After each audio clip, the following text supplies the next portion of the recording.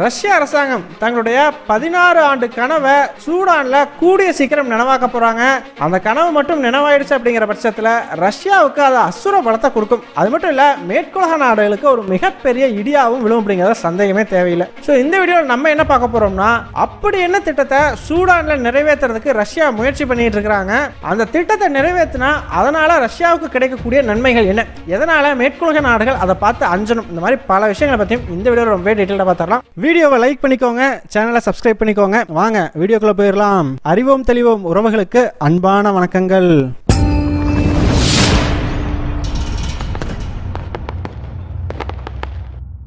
முதல் விஷயமா, கடந்த 2023ஆம் ஆண்டு சூடானினுடைய முக்கியமான 2 படைகளுக்கு நடுவில் ஒரு உள்நாட்டு யுத்தம் வெடிச்சதை யாராலையுமே மறந்திருக்க முடியாது.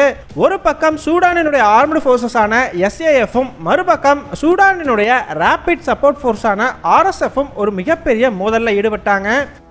முதல்ல சாதாரண ஒரு உள்நாட்டு யுத்தமாக ஆரம்பித்த இந்த போர் பார்த்தீங்கன்னா இப்போ பல உலக நாடுகளும் புகுந்து விளையாடக்கூடிய ஒரு யுத்தகலமாகவே மாறி இருக்குது. சரிப்பா, இப்போ சூடானில் அப்படி என்ன நடக்குது, ரஷ்யா அப்படி என்ன செஞ்சுட்டாங்க அப்படின்னு கேட்டிங்கன்னா, ஸோ முதல்ல சூடானினுடைய உள்நாட்டு போர் ஆரம்பிக்கிறதுக்கு மிக முக்கியமான காரணமாக இருந்தது ரஷ்யா தான். ஸோ ரஷ்யாவினுடைய வேக்னர் குரூப் தலைவரான யெவ்கெனி பிரிகோசின் பார்த்தீங்கன்னா இந்த போர் ஆரம்பிக்கிறதுக்கு ஒரு சில நாட்களுக்கு முன்னாடி RSFனுடைய தலைவரை சந்தித்து பேசினதை பற்றிலாம் நம்ம அப்பயே பார்த்துருந்தோம். ரஷ்ய அரசாங்கத்தினுடைய இந்த ஆதரவோட பார்த்தீங்கன்னா கடந்த ஒரு வருடத்தில் RSF சூடானோட ஆர்ம்டு ஃபோர்ஸஸ்க்கு எதிராக பல வெற்றிகளையும் குவிச்சு தள்ளியிருக்கிறாங்க. ஆனால் இங்கே தாங்க ரஷ்யா ஒரு பெரிய ட்விஸ்டாக கொடுத்துருக்குறாங்க. ஆக்சுவலாக ரஷ்ய அரசாங்கம் சூடானில் இவ்வளோ பெரிய அளவுக்கு இன்வால்வ் ஆகிறதுக்கு முக்கிய காரணமே சூடானில் ஒரு நேவல் பேஸ் அமைக்கணும் அப்படிங்கிறது தான். ஸோ பலரும் சூடானில் இருக்கக்கூடிய தங்கத்தை தான் ரஷ்யா குறிவைக்குது அப்படின்னு சொல்லுவாங்க. ஆனால் ரஷ்யாவினுடைய உண்மையான நோக்கம் என்னவோ சூடானினுடைய கடற்கரைகளை நோக்கி தான் இருக்குது. சூடானுக்கு பார்த்தீங்கன்னா செங்கடல் பகுதியில் ஒரு மிக நீண்ட கடற்கரை அப்படிங்கிறது உண்டுங்க. ஸோ செங்கடல் பற்றி நம்ம சொல்லவே தேவை கிடையாது. இஸ்ரேல் ஹமாஸ் போர்லேயே இது எவ்வளவு முக்கியமான கடல் பகுதி அப்படிங்கிறது எல்லாருக்குமே புரிஞ்சிருக்கும். கிட்டத்தட்ட 80% உலக வர்த்தகம் அப்படிங்கிறது இந்த செங்கடல் பகுதி வழியாக தான் போகுது.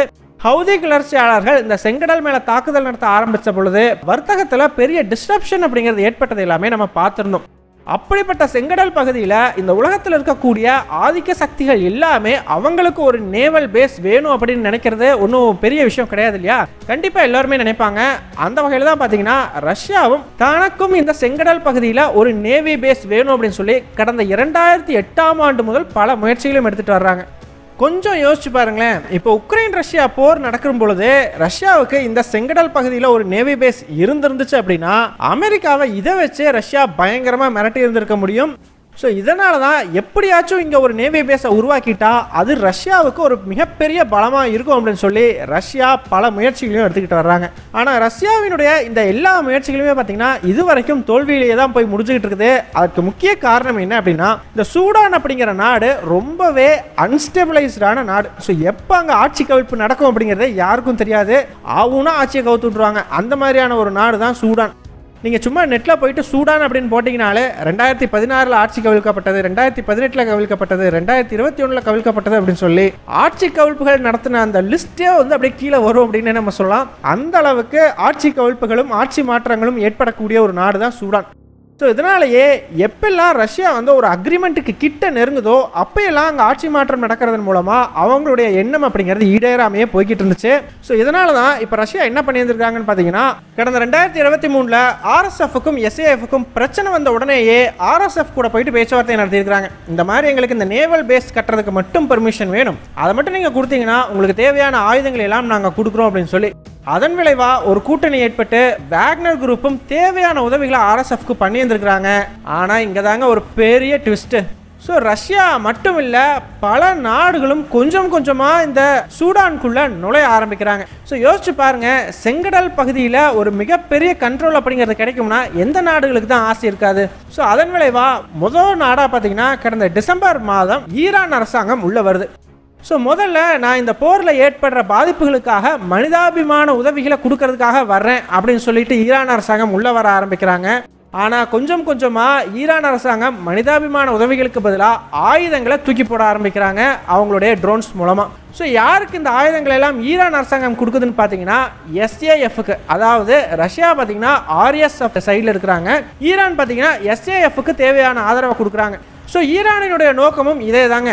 இங்கே செங்கடல் பகுதியில் சூடான் பார்த்தீங்கன்னா இஸ்ரேலுக்கு பக்கத்திலே இருக்குது. ஸோ இதன் மூலமாக இந்த இடத்த கண்ட்ரோலுக்கு கொண்டு வந்தால் ஈரானுக்கும் இஸ்ரேலுக்கு எதிரான போர் நடக்கும் பொழுது மிகப்பெரிய உதவியாக இருக்கும். என்னதான் ஹவுதி கிளர்ச்சியாளர்களை வச்சு இப்போ ஈரான் அரசாங்கம் தாக்குதல்களை நடத்தினாலுமே கூட ஹவுதி கிளர்ச்சியாளர்கள் ஈரான் அளவுக்கு வலிமையானவர்கள் கிடையாது. அதனால அவ்வளோ பெரிய எஃபெக்டை கிரியேட் பண்ணாது. அதுவே ஹவுதிகளுக்கு பதிலாக ஈரானே இந்த செங்கடல் பகுதியில் இருந்தால் அது ஒரு மிகப்பெரிய எஃபெக்டை கிரியேட் பண்ணும் இல்லையா? ஸோ கண்டிப்பாக அது ஒரு பயத்தையே கொடுக்கும், எங்கே ஈரான் ஏதாச்சும் பண்ணிடுமோ அப்படின்னு சொல்லி. ஸோ அதனால தான் ஈரான் அரசாங்கமும் இந்த இடத்துல அவங்களோட இன்ஃப்ளூயன்ஸை கொண்டு வரணும் அப்படின்னு சொல்லிட்டு டிசம்பர் 2023ஆம் ஆண்டிலிருந்து இந்த போருக்குள்ளே இன்டர்ஃபியர் பண்ண ஆரம்பிக்கிறாங்க. ஸோ ஈரானுக்கு அப்படியே பின்னாடியே பார்த்தீங்கன்னா UAE, சவுதி அரேபியான்னு சொல்லி ஒவ்வொரு நாடுகளாக உள்ளே வர ஆரம்பிக்கிறாங்க. ஸோ இப்போ சவுதி அரேபியாவும் பார்த்தீங்கன்னா SAFக்கு தான் ஆதரவு கொடுத்துட்டு இருக்கிறாங்க. இன்னொரு பக்கம் UAE அரசாங்கம் பார்த்தீங்கன்னா RSFக்கு ஆதரவு கொடுக்குறாங்க. சரி, ஓகே, இவ்வளோதான் ட்விஸ்டா அப்படின்னு கேட்டிங்கன்னா மறுபடியும் ஒரு பெருத்த ட்விஸ்ட் ஒன்று ரஷ்ய அரசாங்கம் பார்த்தீங்கன்னா கடந்த ஜனவரி மாதம் கொடுக்குறாங்க. அது என்னன்னு பார்த்தீங்கன்னா, இவ்வளவு நாட்களாக RSFக்கு சப்போர்ட் பண்ணி அவங்க ஜெயிக்கிறதுக்கு ரஷ்யா ஹெல்ப் பண்ணிட்டு இருந்தாங்க இல்லையா? ஆனால் அந்த RSF இயக்கம் ரஷ்யாவினுடைய நேவல் பேஸ் கோரிக்கையை நிராகரிச்சிட்டாங்களா என்ன அப்படிங்கிறது தெரியல. திடீர்னு RSFக்கு கொடுத்துக்கிட்டு இருந்த ஆதரவை ரஷ்ய அரசாங்கம் குறைச்சிக்க ஆரம்பிக்கிறாங்க. அதோட நிறுத்தல, சூடானினுடைய ஆர்ம்டு ஃபோர்ஸஸான SAF கூடயும் ரஷ்ய அரசாங்கம் பேச்சுவார்த்தையை தொடங்குறாங்க. எதுக்காகனா அதே நேவல் பேஸ் விஷயத்துக்காக தான். ஸோ இதன் விளைவாக கடந்த மே மாதம் சூடான் ஆர்ம்டு ஃபோர்ஸஸ்க்கும் ரஷ்யாவுக்கும் இடையில் ஒரு ஒப்பந்தம் கையெழுத்தாகி இருக்குது.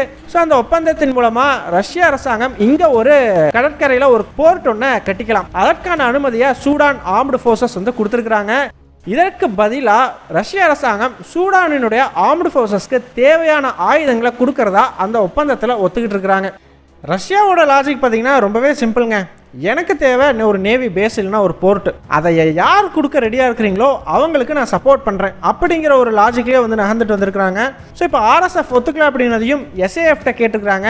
SAF பார்த்தீங்கன்னா இப்போ அவங்களுக்கு கிடைக்கிற உதவியெல்லாம் வாங்கிக்கணும் அப்படிங்கிற ஒரு சூழ்நிலையில் இருக்கிறாங்க. ஏன்னா RSF கிட்ட பல பகுதிகளையும் SAF வந்து இழந்துருச்சு. ஸோ அதனால் சரி, ஓகே, நீங்கள் சொல்கிறதுக்கு நாங்கள் ஒத்துக்கிறோம் அப்படின்னு சொல்லி ரஷ்யா கூட ஒப்பந்தம் போட்டு ரஷ்யா கிட்ட இருந்து வரக்கூடிய ஆயுதங்களையும் பயன்படுத்த ஆரம்பிக்கிறாங்க. ஸோ இதனால் பார்த்தீங்கன்னா இப்போ SAF ரொம்பவே ஸ்ட்ராங்கான ஒரு ஃபோர்ஸாக மாற ஆரம்பிச்சிருக்குது. காரணம் ஈரான், சவுதி அரேபியா, ரஷ்யான்னு சொல்லி இந்த 3 நாடுகளுமே SAFக்கு சப்போர்ட் பண்ணுறாங்க. இன்னொரு பக்கம் RSFக்கு பார்த்தீங்கன்னா UAE அரசாங்கம் மட்டும்தான் சப்போர்ட் பண்ணிகிட்டு இருக்கிறாங்க.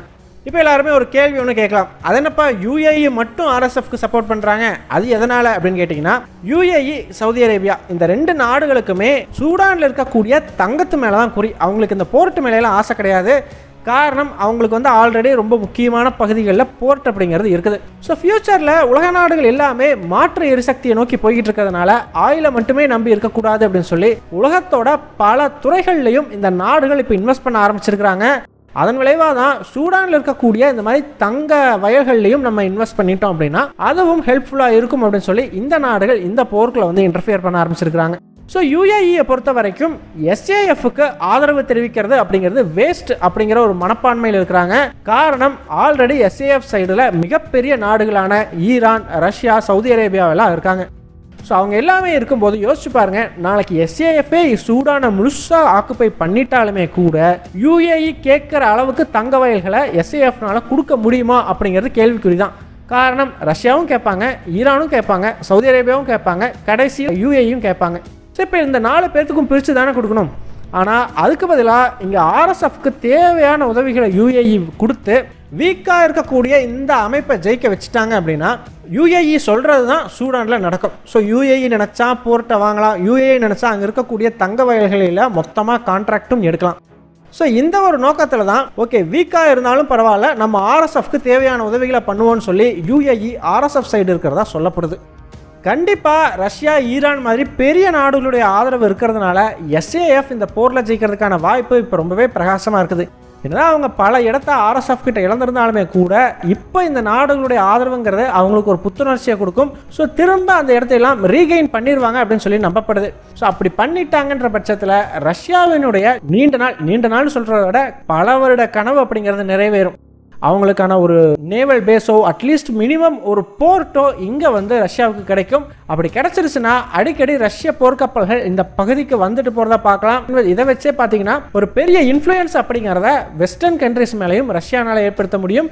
ஸோ எல்லா நாடுகளும் அதற்கு பிறகு ரஷ்யா கூட ஒரு பேச்சுவார்த்தை நடத்தினாலுமே இந்த ஒரு போர்ட்டை மனசில் வச்சுக்கிட்டு தான் பேச்சுவார்த்தை நடத்தணும் அப்படிங்கிற ஒரு சூழ்நிலை உருவாகும். ஸோ அதை நோக்கி தான் ரஷ்யா வந்து இப்போ பல முயற்சிகளும் எடுத்துக்கிட்டு இருக்கிறாங்க. ஈரானை பொறுத்த வரைக்கும் பார்த்தீங்கன்னா ரஷ்யா ஜெயிச்சாலும் சரி ஈரான் ஜெயிச்சாலும் சரி அது ஒன்று தான். ஸோ ஈரானுக்கு ஒரு போர்ட்டே கிடைக்கல அப்படின்னாலுமே கூட ரஷ்யாவுக்கு கிடைச்சா போதும், அதையே ஈரான் அரசாங்கம் கண்டிப்பாக பயன்படுத்திக்கிறதுக்கு ரஷ்யா அனுமதிக்கும்ங்கிறத சந்தேகமே தேவையில்லை. காரணம் ஈரானுக்கும் ரஷ்யாவுக்கும் இடையிலான மிலிட்ரி கோஆபரேஷன் அப்படிங்கிறது இப்போ ரொம்பவே வேற லெவலில் இருக்குது. ஆல்ரெடி சிரியாவில் பெரிய அளவுக்கு ஒரு கோஆபரேஷனில் தான் இருந்தாங்க. சிரியாவுக்கு அடுத்து இப்போ ரஷ்யா உக்ரைன் வாரில் ஈரான் ரஷ்யாவுக்கு ரொம்பவே பக்கபலமாக நின்றுகிட்டு இருக்குது. ஸோ கண்டிப்பாக சூடான்லேயும் ஒரு போர்ட் வருது, அதை ஒருவேளை ஈரான் பயன்படுத்திக்கணும்னு நினைச்சாங்கன்னா கண்டிப்பா அதையும் ரஷ்யா ஈரானுக்கு கொடுக்கறதுக்கான வாய்ப்புகள் ஜாஸ்தி. ஸோ இதனால இப்போ இந்த செங்கடல் சூடான சுத்தின அரசியல் அப்படிங்கிறது ரொம்பவே சூடு பிடிச்சிருக்குது. ஸோ இது எப்படி எங்கே போய் முடியும் அப்படிங்கிறதெல்லாம் நம்ம வெயிட் பண்ணி தான் பார்த்தாகணும். ஸோ நீங்கள் என்ன நினைக்கிறீங்க? ரஷ்யா நினச்ச மாதிரி ஒரு நேவல் பேஸ் அப்படிங்கிறத கட்டுறதுக்கு SAF சூடானில் ஜெயிக்குமா ஜெயிக்காதா? உங்களுடைய கருத்துக்கள் என்ன அப்படிங்கிறத மறக்காமல் கமெண்ட்ஸ் சொல்லுங்கள். எங்கள் டெலிகிராம் சேனல் லிங்க் டிஸ்கிரிப்ஷனில் கொடுக்குறோம். இன்ட்ரெஸ்ட் இருக்கிறவங்க ஜாயின் பண்ணிக்கோங்க. ரொம்ப முக்கியமான செய்திகள் அதில் பகிரப்படும். வீடியோ பிடிச்சிருந்ததுன்னா லைக் பண்ணிக்கோங்க, சப்ஸ்கிரைப் பண்ணிக்கோங்க. இதன் மூலமாக எங்களுடைய வீடியோஸ் இன்னும் நிறைய பேர்த்துக்கு போய் சேரும். முடிஞ்சால் உங்களுடைய ஃப்ரெண்ட்ஸுக்கிட்டையும் நிறைய ஷேர் பண்ணிக்கோங்க. இது எங்களுடைய உழைப்புக்கு நீங்கள் கொடுக்குற ஒரு ரிவார்டாக இருக்கும். நன்றி.